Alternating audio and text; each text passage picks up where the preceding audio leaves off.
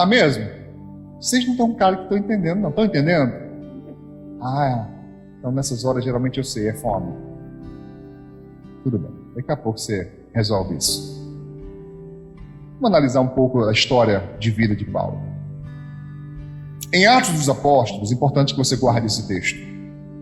No capítulo 3, aqui você vai encontrar o nome Saulo.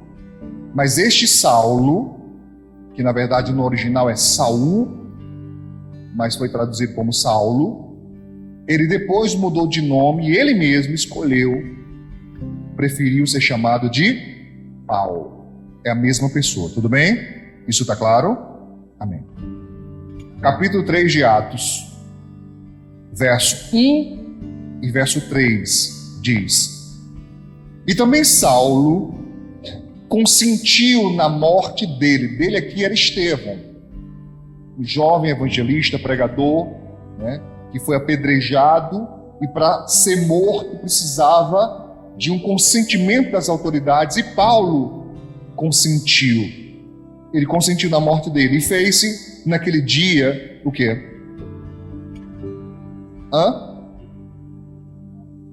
Tá o quê? Tá errado? Irmãos, eu estou definitivamente achando que o meu aplicativo ele tem alguma coisa contra mim. Eu uso para tentar facilitar, mas quando transcrevo para outro programa parece que buga tudo. Lá eu estou lendo certinho, quando eu mando enviar, muda tudo. Não está Atos 3? Obreiros? Está procurando? Me ajudem aí. Eu vou deixar de acreditar nesse aplicativo. Já tem umas 4 semanas que eu digo isso, né? Estou insistindo, mas estou vendo que está me atrapalhando. Você vê como é que são as coisas, né? Quando eu usava só a Bíblia e um pedaço de papel, isso nunca acontecia. Vai eu tentar modernizar, fazer de forma eletrônica, com aplicativo. Essa desgraça desse aplicativo está perturbando. Não é a Bíblia que é desgraça, tá? A Bíblia sempre vence. O aplicativo que não está me ajudando. Bora, Breno. 8? Meu Jesus, é em 8, irmão. 8. Por que vai 3? Vou corrigir isso. Então, volta tudo. Atos capítulo 8, verso 1 e 3, tá certo? Vamos lá. E também Saulo consentia na morte dele. Agora tá tudo certo? E fez naquele dia o quê? Uma grande perseguição contra a igreja que estava em Jerusalém. E todos foram dispersos pelas terras da Judéia e Samaria, exceto os apóstolos. Então, a multidão de discípulos que haviam se convertido desde Jesus e através da pregação, da mensagem pregada pelos apóstolos, era muita gente, todos foram dispersos. Eles fugiram por causa de Paulo, pela perseguição que ele empreendeu contra a igreja. Irmão, foi severo. Diz o texto, grande perseguição. Diz mais o verso 3. E Saulo o quê? Assolava a igreja, destruía as igrejas, entrando pelas casas e arrastando homens e mulheres e os encerrava na prisão. Então você veja, contra o evangelho, contra a pregação, contra a igreja. Isso está na história de Paulo. Isso era quem ele era naquele momento. Era o que ele fazia, um perseguidor da igreja. Isso está claro, irmãos? Agora, história. Vamos pegar um recorte. Lembra? Anamnese, história. Exame clínico, momento. Vamos pegar um momento específico da vida de Paulo, já que não podemos pegar o hoje, vamos pegar um momento específico. Romanos, vai conferindo, obreiros. Romanos capítulo 7. Paulo agora já convertido, Paulo agora já um apóstolo de Cristo, já um servo do Senhor, ele diz, tudo certo aí? Romanos 7, verso 19. Porque ele disse, olhe isso, com atenção, preste atenção, preste muita atenção.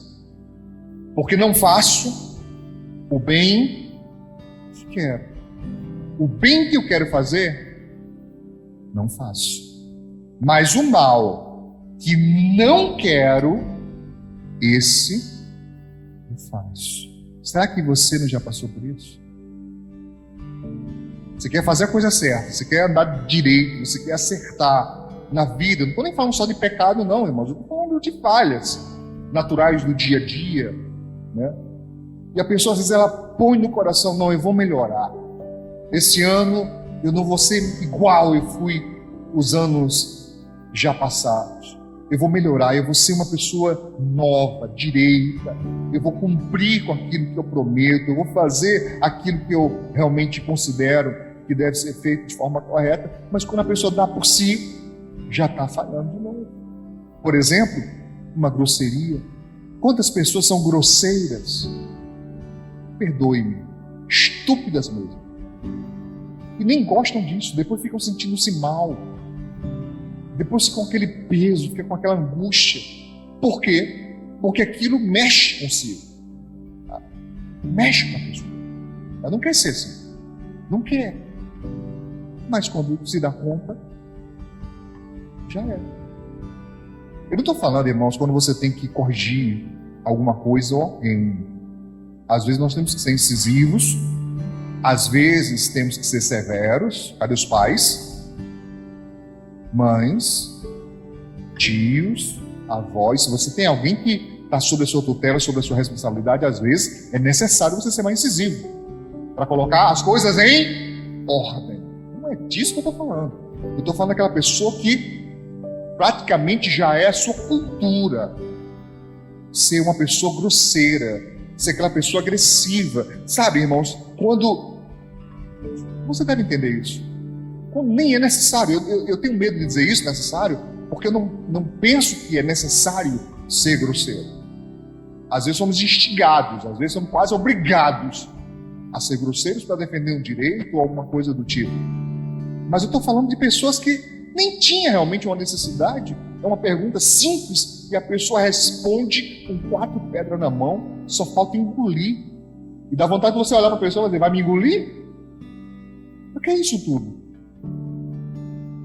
Isso parece que anda com uma bazuca preparada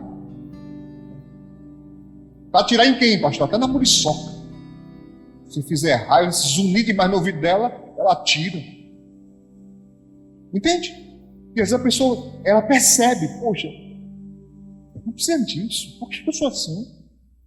Por que eu não consigo responder em paz? Por que eu não consigo, sabe, manter em paz o meu círculo de amizade, o círculo familiar? Por quê? Por que eu magoo tanto as pessoas? Então, às vezes a pessoa promete, Paulo está dizendo isso. O bem que eu quero, não faço. O mal que eu não quero, eu faço. Isso está claro? Verso 20. Ora, se eu faço o que não quero, já o não faço eu, quer dizer, já não sou eu que está fazendo. Mas o pecado que habita em mim. Acho então esta lei em mim, que quando quero fazer o bem, o mal está aqui comigo. Eu quero fazer o bem, mas tem um mal aqui, tentando, atentando. Está claro? Verso 22. Porque segundo o homem interior, ou seja, segundo o meu eu verdadeiro, segundo a minha alma, tenho prazer na lei de Deus. Verso 23. Mas vejo nos meus membros, ou seja, no meu corpo, outra lei, que batalha contra a lei do meu entendimento. Você percebe essa guerra? Ele está dizendo, olha, eu sinto, dentro de mim, eu quero fazer o certo. dentro de mim, meu eu verdadeiro, eu concordo com as coisas de Deus, eu sei que é o certo, mas parece que tem outra coisa que me domina. Parece que tem outra coisa que está guerreando para eu não fazer o que é certo. E ele diz, e me prende debaixo da lei, é o verso 23, me prende debaixo da lei do pecado que está nos meus membros. A conclusão que Paulo chega, esse era o recorte do momento, como ele estava se sentindo, tá claro? Era como se fosse um exame clínico, ele examinando a si mesmo. Como é que eu estou me sentindo? Como é que eu estou me enxergando? Como é que está realmente as coisas para mim? Aí ele fala, conclusão, verso 24. Miserável homem que sou, quem me livrará do corpo desta morte? A conclusão de Paulo foi, eu sou um homem miserável. Rapazinho, está ruim para mim. Quem vai me livrar? Quem vai me ajudar? Quem vai me livrar dessa morte? Verso 25. Dou graças a Deus por Jesus Cristo nosso Senhor. Assim que eu mesmo, com entendimento, sirva a lei de Deus, mas com a carne, a lei do pecado. Essa foi a conclusão do exame dele. Alguém angustiado por não conseguir fazer o que queria fazer de certo, e alguém que chega à conclusão, eu sou miserável, eu não valho nada. Em psicologia, nós fazemos, depois de analisar o paciente por algum tempo, o que nós chamamos tecnicamente de hipótese diagnóstica. É uma possibilidade de um diagnóstico. Não é um diagnóstico ainda, mas já é uma hipótese. Pode ser isso. Vamos começar, é o ponto de partida. Essa pessoa pode ter isso. Então, enquanto não descartamos, vamos trabalhar por aqui. É uma hipótese de um diagnóstico. Tá claro? Vamos fazer isso com Paulo. A hipótese diagnóstica do sofrimento de Paulo. Em 2 Coríntios capítulo 12, no verso 7, esse é um texto muito polêmico para algumas pessoas. 2 Coríntios 12, 7. Verso 7 e verso 8 também. Diz, Paulo dizendo, e para que não me exaltasse, não ficasse soberbo, não ficasse orgulhoso, prepotente, pela excelência das revelações, ou seja, Deus está me mostrando tanta coisa, eu estou recebendo tanto de Deus, de entendimento, de compreensão, de sabedoria, que para que eu não ficasse exaltado, diz o texto, foi me dado o quê? Um espinho na carne. Esse negócio de espinho na carne, irmãos, isso é guerra teológica de séculos já. O que é esse espinho na carne? Aí um diz que é maldição, outro diz que é o capeta, outro diz que é, sabe, uma doença, outro diz que é um pecado, e assim vai. Mas o próprio texto revela o que é. Eu não sei porque as pessoas não veem, mas o texto revela, olha, a saber, o que essa expressão a saber quer dizer? É isto. Tem um espinho na carne, e o espinho na carne é isto, a saber, disse Paulo, um mensageiro de Satanás para me esbofetear, a fim de não me exaltar. Como assim um mensageiro de Satanás, pastor? Mensageiro, a raiz etimológica é a mesma de anjo. Um mensageiro, um anjo. Eu entendo, e você pode concordar ou discordar, mas eu entendo, me permita fazer uma conjectura, porque na minha visão, esse espinho de carne, eu creio, eu penso, eu acredito, que era uma espécie de culpa. Eu acho que quando Paulo lembrava de Estevão, de que ele foi a pessoa responsável por dizer, pode matar. Eu fico pensando que ele lembrava das pessoas que ele entrava pelas casas e saía arrastando, imagino eu, que algumas dessas pessoas pelos braços, alguns pelos pés, alguns pelos cabelos. E ele agora sabendo que era tudo gente de Deus, tudo gente santa. Eu imagino que a culpa vinha sobre Paulo. E isso lhe amargurava. Isso lhe entristecia. Eu não acredito, irmãos, que esse mensageiro de Satanás, né, era um demônio do MMA. Não acredito. Ou então daquela nova modalidade, né? Slap, né? Não acredito não. Eu acredito que era, sabe, um demônio que ficava acusando. Você não é um pregador, rapaz? Você não está aí todo pomposo de apóstolo? Mas tu lembra que tu pegou as irmãzinhas, os irmãozinhos, e arrastou de casa e meteu na prisão? Quantas dessas pessoas na prisão não devem ter morrido, irmãos? Deve ter apanhado, deve ter morrido. Quantas crianças não foram, né, cheias de traumas ao ver seus pais sendo presos inocentemente, apenas porque estavam servindo a Jesus? E acredito eu que Paulo ficava com a consciência pesada, aquela culpa de ter feito uma coisa errada. Você está me entendendo? Sim? Disse Paulo, acerca do qual 3 vezes orei ao Senhor, para que se desviasse de mim. Então você nota claramente uma angústia, uma dor na alma, que agora é refletida na carne. Nós chamamos isso de... Foi longe. De somatização.